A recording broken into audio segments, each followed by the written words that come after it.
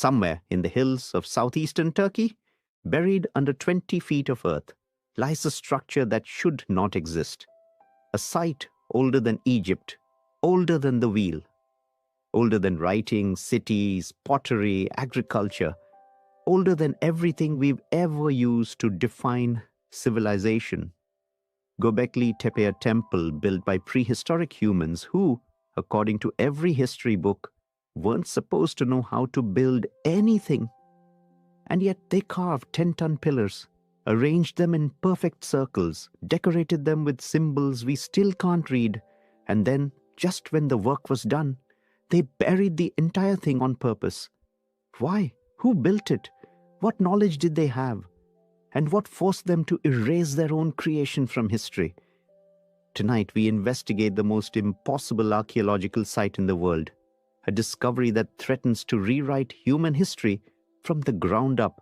Welcome to Göbekli Tepe, the place that breaks the timeline. The discovery that changed everything. In 1994, a Kurdish shepherd named Shavak Yildiz walked across a barren hill. His sheep scattered, the ground felt strange, and his foot struck something hard. A stone, but not just any stone. Carved, shaped, rounded, man-made. A year later, German archaeologist Klaus Schmidt arrived. He took one look at the stone sticking out of the dirt and said a sentence that would shake archaeology. This is no farm, this is a temple. The site was dated, not to 2,000 years old, not even 5,000, but over 11,000 years old, more than twice as old as Stonehenge, more than 7,000 years before the pyramids. If this date was real, then the entire story of human history was wrong, because Göbekli Tepe wasn't built by farmers. There were no farms, no villages, no metal tools, no wheels, no livestock. These people were hunter-gatherers, and hunter-gatherers do not build temples.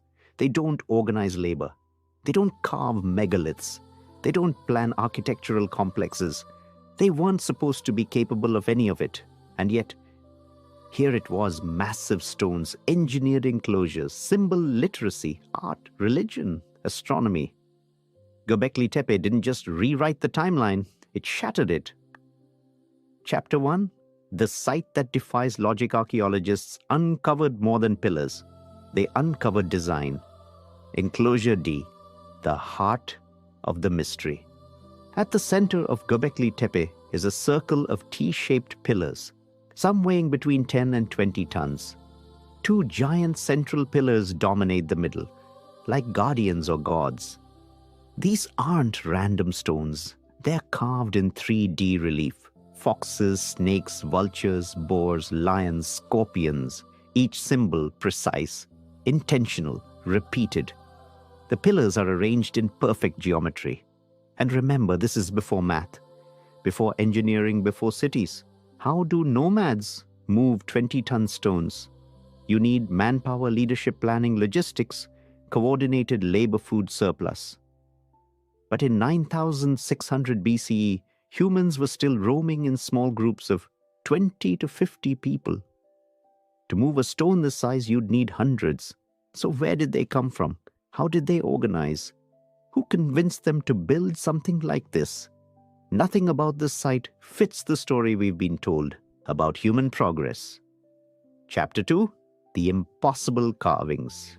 Let's talk about the carvings, because this is where the mystery gets darker. Precision without metal tools. These pillars weren't chipped with stones. They were shaped with knowledge, an understanding of leverage, stone density, sculpting artistic symbolism.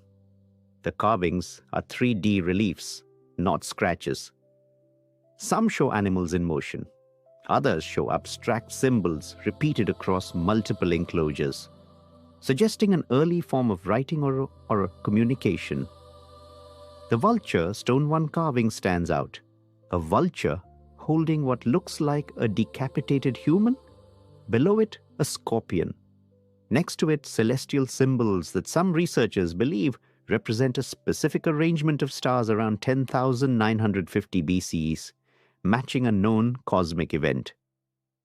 If true, this means Göbekli Tepe wasn't just a temple.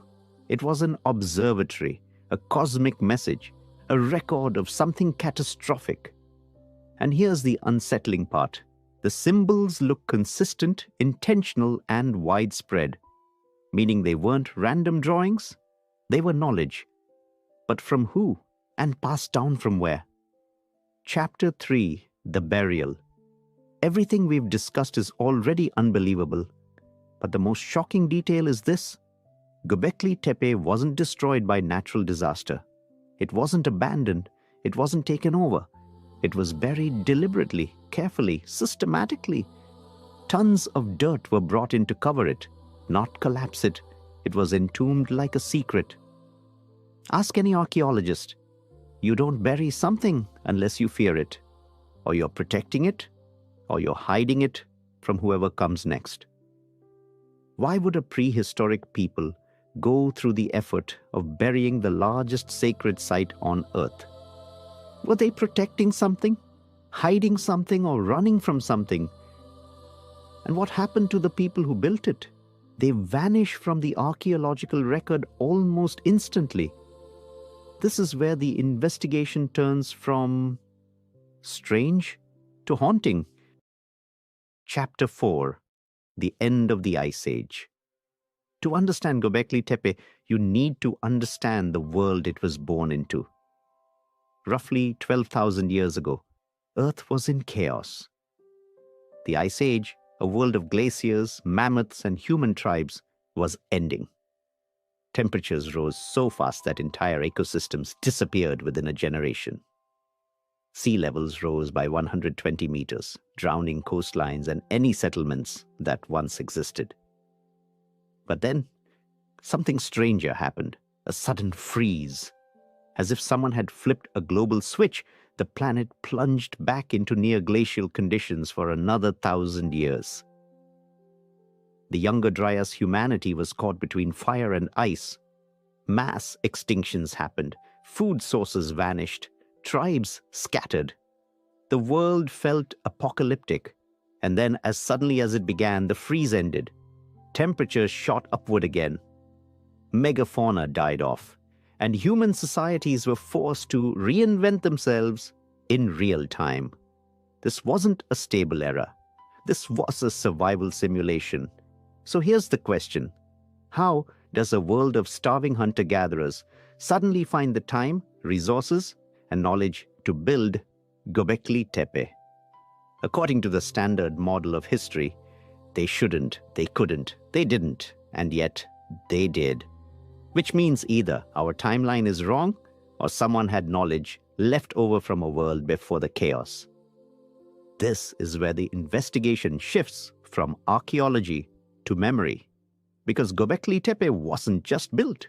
It was built after a global catastrophe by people who seemed to know exactly what they were doing. Chapter 5, The Civilization Reset Theory. Göbekli Tepe forces us to confront a theory that mainstream history avoids. What if humanity had a forgotten chapter? A civilization before civilization? Not a high-tech society with flying cars, not aliens building pyramids. Something simpler, but still advanced enough to organize labor track stars, carve stone, create symbolic systems, build megalithic structures. Imagine a world at the end of the Ice Age, where tribes shared knowledge across vast distances, where the smartest groups passed on astronomy, engineering, and myth. Where certain people understood the sky, the seasons, and the cycles that shaped the planet. Now imagine that world collapsing. Floods, famine, firestorms, ocean rise, chaos. Much of humanity disappears. But a few survivors, teachers, shamans, engineers, astronomers, carry fragments of knowledge into the new world and pass it to the next generation. Göbekli Tepe begins to feel less like an invention and more like a remembrance. A monument built not by beginners, but by people trying to recreate something they lost. That would explain the sudden sophistication, the symbols with no known origin, the astronomical alignments, the megalithic engineering, and the decision to bury it. Later, Göbekli Tepe might be a memory, fossilized in stone, a message from before the reset. Chapter 6: Forbidden Archaeology. Let's step into the part of the investigation that archaeology hates discussing. Göbekli Tepe didn't just challenge the timeline, it threatened it.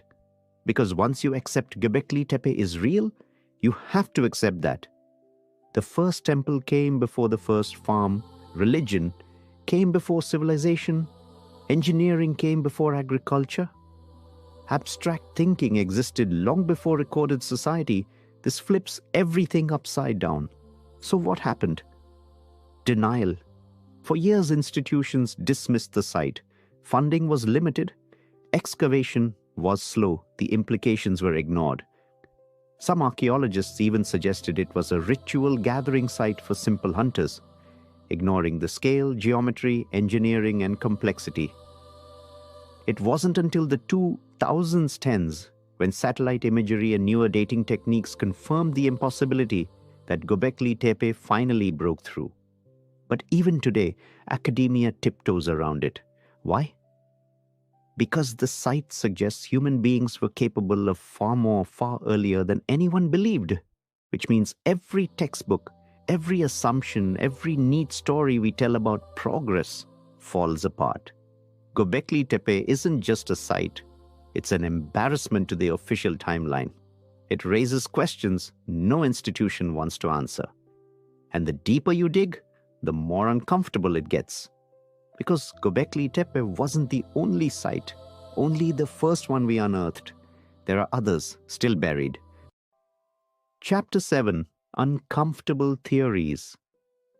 Now we enter the part of the investigation that keeps historians, archaeologists, and researchers arguing in conferences and backrooms. 3 major theories exist, and none of them are comfortable. Theory 1: a forgotten civilization. A precursor society, intelligent, organized, wiped out by an extinction event, leaving behind fragments of knowledge. This explains the sudden jump in sophistication, shared symbolic systems, megalithic engineering, intentional burial, but it means humans were complex far earlier than anyone admits. Theory 2: catastrophic memory. Göbekli Tepe as a post-apocalyptic archive, a monument built by survivors to preserve a knowledge map. The stars warn the future, honor the dead, rebuild social identity. The vulture stone could be a memorial to the younger Dryas catastrophe itself. Theory 3: ritual center of prehistoric priests. A small elite group, shamans, astronomers, knowledge keepers, guiding tribes and coordinating construction. Think of it as the oldest scientific institution, the first religious order, the earliest organized leadership class. That theory is the most accepted academically, but it still admits something extraordinary. Someone had knowledge far beyond their time. Which theory fits? Truth is, all 3 overlap, and none contradict the others. Göbekli Tepe might be a warning, a memory, a monument, a ritual center, and a clue to a civilization that came before, all at once. So what does it really mean? If Göbekli Tepe is what it appears to be, then human intelligence didn't evolve slowly, it surged. We rebuild more than we invent. Civilization may rise, collapse, and rise again. Our ancestors were not primitive, and they understood the stars, seasons, and cosmos. They left messages we still fail to understand, and we may be the ones who forgot, not the ones who discovered. Göbekli Tepe isn't just a window into the past. It's a mirror reflecting a version of humanity we lost, a civilization we barely remember, a story buried under earth and time, a warning carved in stone. And somewhere beneath the hills of Turkey, most of Göbekli Tepe is still underground. We've only excavated 5%. Imagine what lies beneath the rest. A forgotten world, a forgotten people, a forgotten truth, buried, waiting.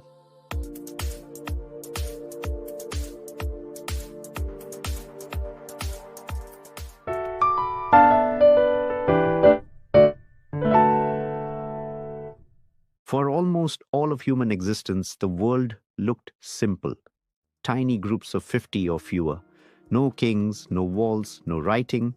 Just small families following animals, seasons, and instincts for hundreds of thousands of years. And then something impossible happened.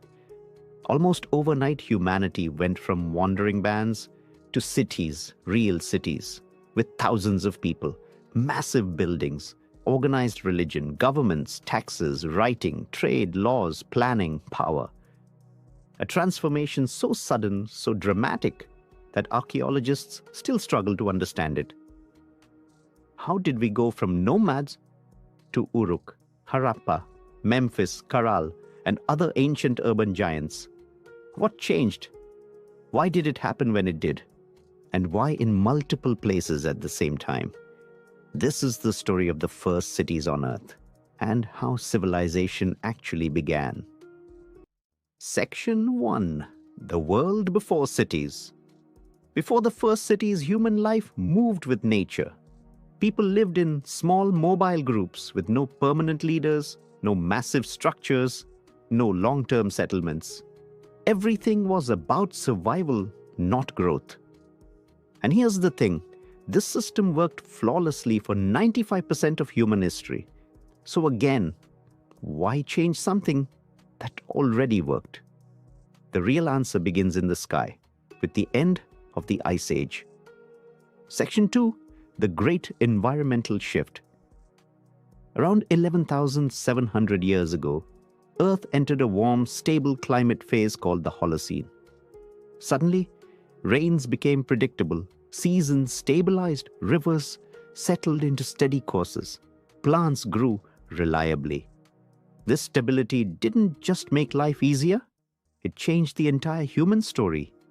Because now, you could plant a seed and actually trust the environment enough to return months later and harvest it. Agriculture wasn't just an invention, it was a solution to a stable world. With farming came permanent settlements, food storage, larger families, specialization, division of labor, property, leadership. A slow, steady build-up of complexity. Villages evolved into towns, towns evolved into proto-cities, and in a few places, into something far more powerful. Section 3. The first experiments from villages to urban life. Early farming villages appeared across the Fertile Crescent, South Asia, China, and the Andes. These weren't cities yet, but they had the seeds of urban life. Clusters of permanent homes, pottery, communal storage, early trade, the first hints of social structure. These villages were humanity learning how to live together at scale. But the real leap, the moment village turned to city, required something more. Surplus. Once a community produced more food than it consumed, people were free to craft tools, build temples, become traders, manage resources, lead others. This is where complex society starts. And from this point, in several places around the world, without any connection between them, the first true cities emerged. Section 4. Mesopotamia. The birth of Uruk. If we're talking about the first massive, fully developed city, the answer is almost always the same: Uruk. Located in what is now southern Iraq, Uruk became the world's first major city around 4000 BCE. At its peak, it may have housed 40,000 to 50,000 people, a population size the world wouldn't see again in many regions for millennia. What made Uruk a city wasn't just its size, it was its systems. 1. Monumental architecture. Massive temples built from sun-dried bricks. The famous Iana district, dedicated to Inanna, one of the earliest monumental religious complexes. 2. Writing proto-cuneiform. This is where writing begins, not for poetry, for accounting, clay tablets recording, taxes, livestock, grain labor. This is bureaucracy being born. 3. Specialized labor. Craftsmen, architects, priests, administrators, merchants. entire classes of people who never touched farms. 4. Long-distance trade caravans from the Iranian plateau. Ships from the Persian Gulf. Stone, wood, metal, all imported. 5. Hierarchy temples controlled land and labor. Later, kings emerged. Authority became centralized. Uruk was humanity's first blueprint of urban life. But while Mesopotamia built cities through hierarchy and temple power, another region built them through engineering, planning, and a unique form of social organization. Section 5. The Indus Valley, the world's most advanced ancient cities. Now we come to a civilization so advanced, so cleanly designed, so perfectly organized, that even today it feels modern. The Harappan civilization, also known as the Indus Valley civilization. And yes, it was one of the first true city-building cultures on Earth, as old as early Mesopotamian cities, and in many ways, far more sophisticated. 1. The roots, Mergar, 7000 BCE. One of the earliest farming communities in South Asia. It's the seed from which Harappa and Mohenjo-daro later grew. 2. Harappa and Mohenjo-daro, 2600 to 1900 BCE. These cities were massive, tens of thousands of residents. But what makes them extraordinary is their design. Perfect urban planning. They weren't chaotic. They were engineered. Streets followed exact grids. Blocks were uniform. Neighborhoods were organized with incredible precision.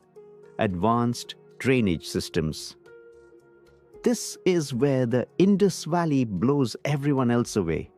Every house, rich or poor, had a bathroom, a connection to a drainage system, runoff directed into covered channels, wastewater carried outside the city. No ancient civilization had sanitation on this scale. Standardized weights and measures. Across hundreds of settlements, systems were uniform, proof of advanced governance. Huge public granaries, centralized storage, the backbone of a managed economy. A peaceful civilization? Here's the surprising part. No palaces, massive temples, evidence of kings, or signs of large-scale warfare. This was urban life built on cooperation, not authoritarianism. The mystery of the Indus script. Their writing remains undeciphered. Short symbols on seals, pottery, tools, silent and unreadable. One of the greatest archaeological mysteries on Earth. Trade networks. They traded with Mesopotamia, Oman, Iran, Afghanistan. Harappan seals have been found in Sumerian cities. Proof of early global trade. The Indus Valley didn't just build cities, they mastered them. A calm, orderly, technologically brilliant civilization that collapsed for reasons still debated: climate change, river shifts, drought, or economic breakdown. Their cities remain some of the most remarkable human achievements ever built. Section 6. Egypt, China and the Andes, other cradles of urban life. While Mesopotamia and the Indus Valley were thriving, other early cities rose in. Egypt cities along the Nile grew under a unified kingdom. Massive structures, irrigation, writing, centralized authority. China early settlements along the Yellow River developed agriculture, pottery, fortified towns, evolving into dynasties. The Andes, Caral, the oldest city in the Americas. Pyramids, plazas, music, a peaceful urban center without warfare. Cities appeared independently, multiple inventions of civilization. That's the most important point. Urban life wasn't taught. It emerged naturally wherever conditions allowed. Section 7. Why cities matter. Cities changed everything. They created writing, governance, organized religion, mathematics, large-scale trade, engineering, social classes, armies, collective identity, science, philosophy, state power. Cities concentrated talent, knowledge, and ambition. They turned human potential into human progress. Every modern nation Every law, every government, every economy is built on the systems invented in these first cities. We're not just living in cities, we're living in the legacy of Uruk, Harappa, Memphis, Karal, Eridu, Chengxia, and dozens more. So how did civilization start? Not with a king, not with conquest, not with a great idea. It started with stability, with food, with communities learning to live together, with planning, cooperation, and ambition. The first cities on Earth weren't just places to live, they were experiments in what humans could become. And today when you walk through any city, London, Delhi, New York, Shanghai, Lagos, you're seeing the same blueprint first drawn over 5,000 years ago. Civilization didn't begin with empires, it began with cities. And the story of cities is the story of us.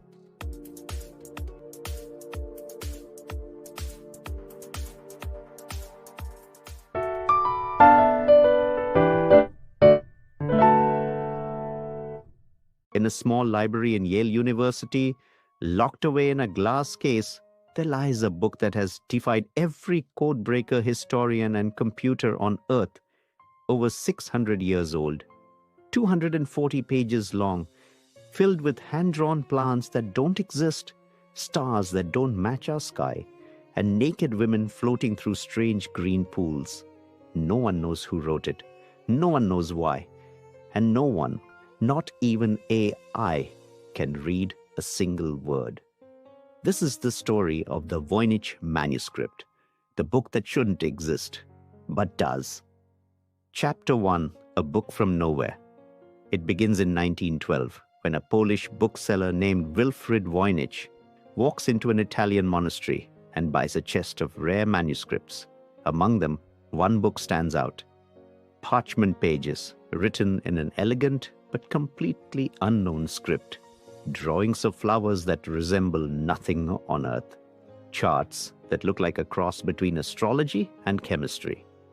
Voynich takes it home to London, convinced he's just discovered the lost key to alchemy, a hidden formula for eternal life or unlimited gold.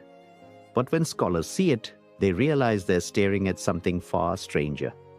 The handwriting is smooth, consistent, professional, meaning it wasn't a hoax scribbled by an amateur. The ink and parchment date to the early 1400s, authentic, medieval. But the language, the code, nothing matches anything in human history. It's not Latin, not Greek, not any known cipher. It's a language no one's ever spoken and no one's ever cracked. Chapter 2. The obsession begins within months. Experts around Europe are obsessed. World War I is raging, but in dim libraries and candlelit studies, men are poring over photos of these pages.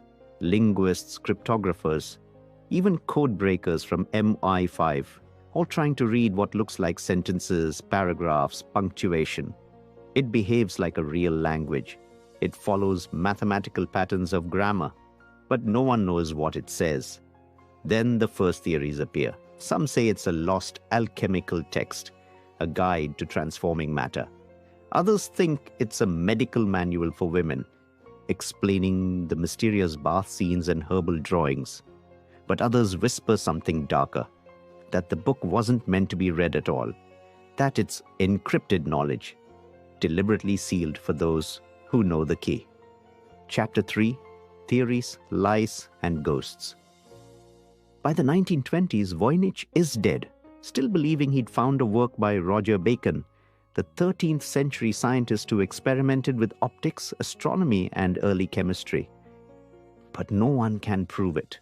And after Voynich's death, the manuscript drifts through collectors' hands, whispered about but rarely seen. In 1969, it finally lands in the Yale Library. And that's when the modern era of obsession begins. CIA cryptanalysts try and fail to decode it. Top mathematicians run computer models. No luck. Linguists feed the text into algorithms. Still gibberish. And yet every pattern analysis shows one haunting truth. This isn't random. It's structured, purposeful. Someone knew exactly what they were writing. We just don't have the cipher. So the question becomes, who would create a book that no one could ever read? Chapter 4. The Language of the Impossible. The manuscript's script, dubbed Voyniches, contains around 25 distinct characters. They repeat in patterns that mimic natural speech, but there are no recognizable roots, no borrowings from Latin, Arabic, or any known family. In 2014, Canadian researchers used AI to test thousands of languages, ancient and modern, against Voyniches. The closest match? Hebrew. But when they tried to translate it, nothing coherent emerged. Every sentence read like a hallucination. Even advanced neural decoding models failed.